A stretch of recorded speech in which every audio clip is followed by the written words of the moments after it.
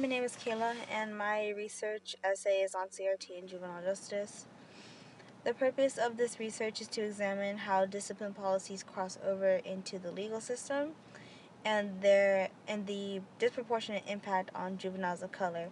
For instance, I've discovered that juveniles of color often don't get referred to the same rehabilitation programs as white youth, even if they commit the same offense. And exploring the long-term legal consequences of having youth involved in the system early. And I'll be using critical race theory to help the reader understand how systemic racism is present in the legal system.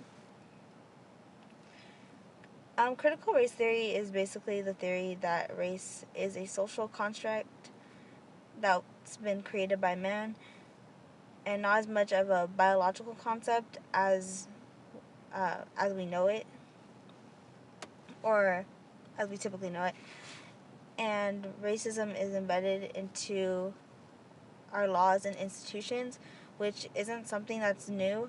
In my introduction, I examined how Jim Crow laws and the war on drugs, I use it to establish that this isn't something new, and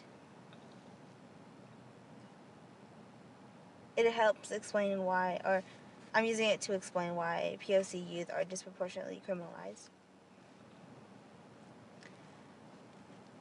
Criminalizing youth. So, as I mentioned, there is an impact specifically on Black and Latino youth. Our everyday institutions serve as a reflection of corruption in the juvenile justice system. For instance, the school-to-prison pipeline. I use it as support for my research, and early legal system involvement for youth. So, the connection. Minor behavior is criminalized instead of being corrected. For instance, the school-to-prison pipeline utilizes zero-tolerance policies, which basically throw the students out rather than finding ways to help them correct their behavior.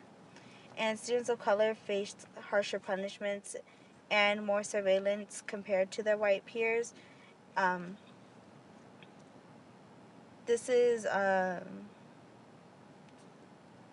also reflected in socioeconomics, background, living environment, which is something I also examine. And it reflects a broader pattern of systemic inequality in the legal system. As for my research questions, how do juvenile justice policies and practices criminalize youth behavior, specifically for students of color? And in what ways does the juvenile justice system disproportionately impact youth of color? Lastly, what are the long-term legal consequences of early introduction with the juvenile justice system?